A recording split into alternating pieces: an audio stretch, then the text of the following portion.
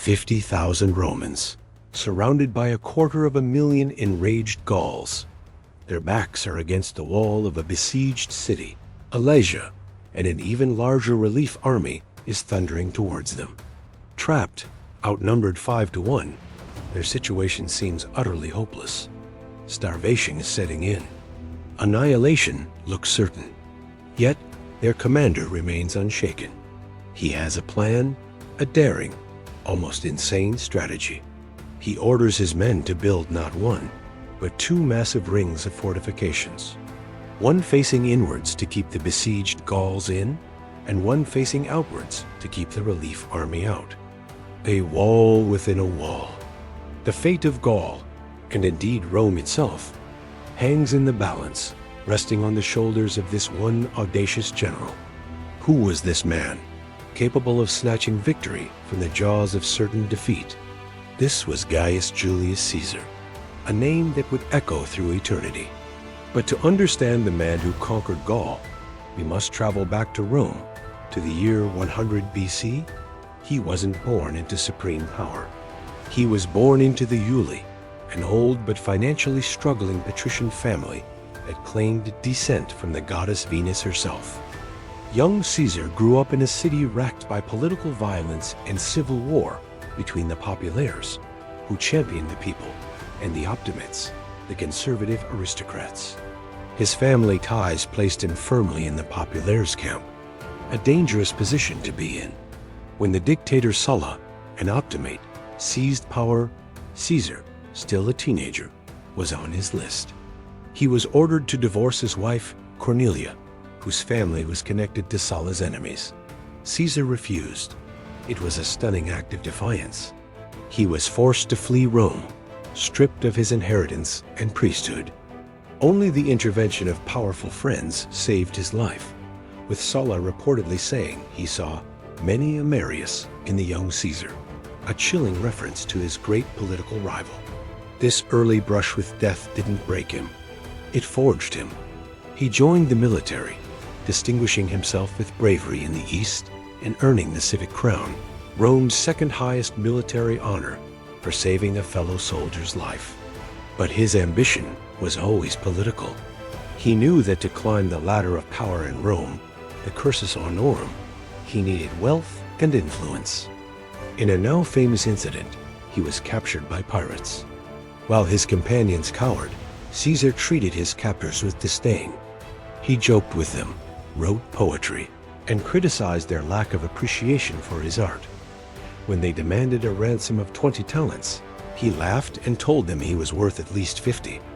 And once the ransom was paid and he was free, did he sail away? No. He raised a fleet, returned, captured the pirates, and had them crucified, just as he had promised them he would while in captivity. This story, whether entirely true or not, perfectly illustrates his character. Audacious, ruthless, and a man of his word.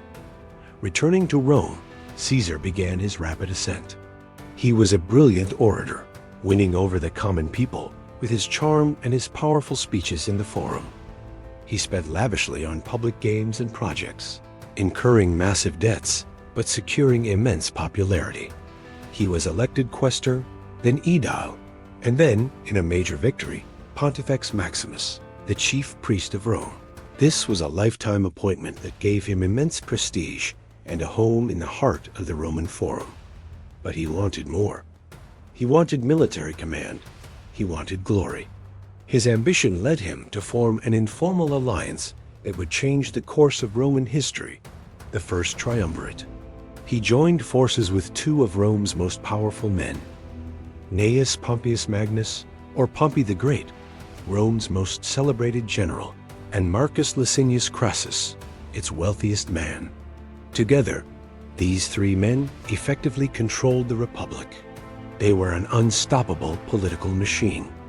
Caesar provided the popular support, Pompey the military muscle, and Crassus the money. Through this alliance, Caesar finally secured the position he craved, consul, the highest office in the Republic. And after his year as consul, he was granted what he wanted most of all, a multi-year governorship over a vast territory including Cisalpine Gaul and Illyricum. This was his chance to win military glory and pay off his crippling debts. This governorship set the stage for one of the most famous military campaigns in history, the Gallic Wars. For nearly a decade, Caesar and his legions marched through the lands we now know as France, Belgium, and parts of Germany and Switzerland. He wasn't just defending Rome's borders. He was on a campaign of conquest. He was a military genius, brilliant in siege warfare, logistics, and battlefield tactics. He drove German tribes back across the Rhine, even building a bridge in just 10 days to do so. He launched the first ever Roman invasion of Britain, a land of myth and mystery to the Romans. His victories were stunning, but they came at a brutal cost. It is estimated that 1 million Gauls died and another 1 million were enslaved. Caesar documented his campaigns in his Commentaries on the Gallic War, a masterpiece of political propaganda written in clear, concise Latin, designed to keep his name on everyone's lips back in Rome.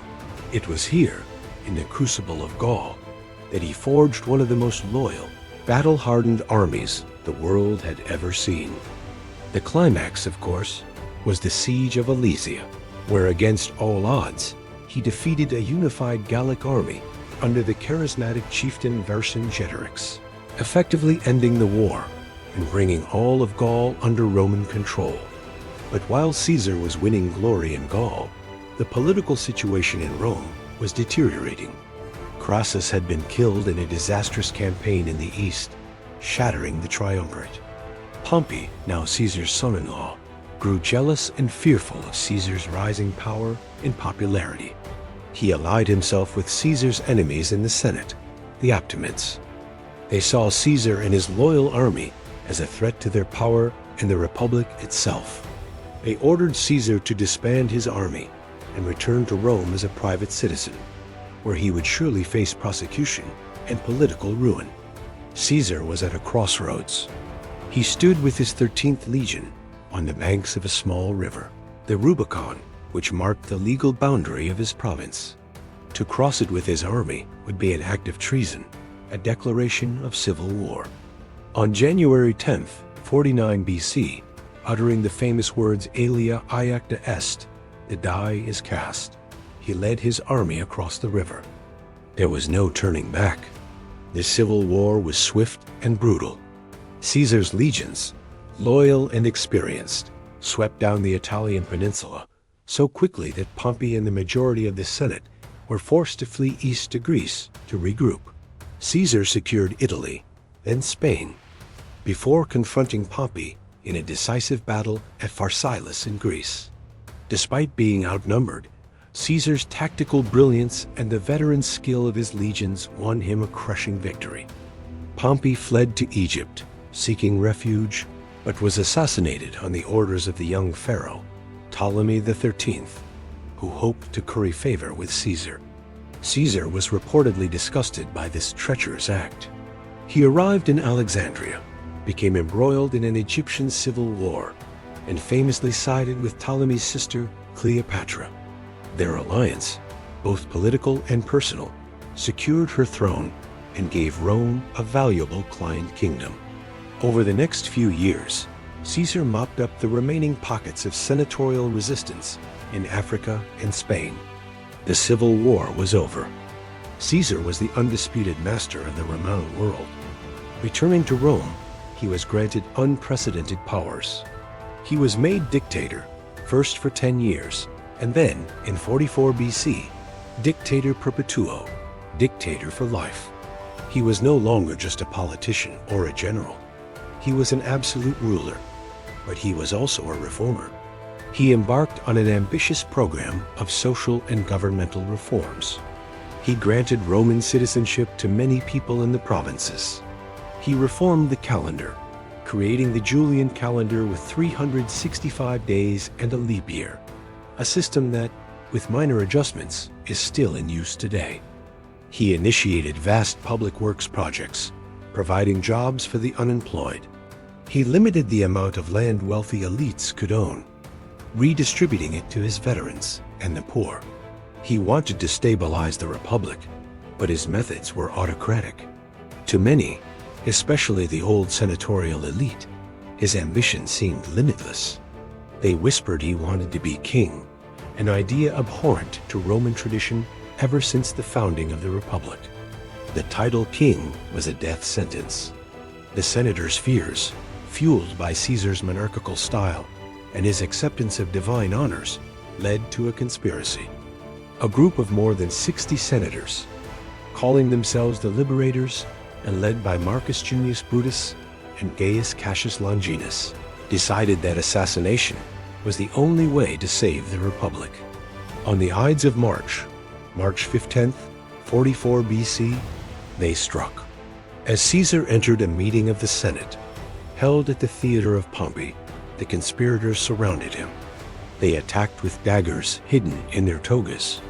He was stabbed 23 times, collapsing and dying at the foot of a statue of his great rival, Pompey. His supposed last words, "Et tu, Brute? You too, Brutus?" spoken to a man he had treated like a son, have immortalized the ultimate act of betrayal. The assassins believed they had saved the Republic. They were catastrophically wrong. Instead of restoring freedom, they plunged Rome into another round of bloody civil wars.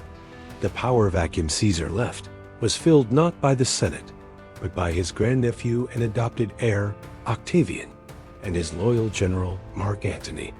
They hunted down and defeated the conspirators.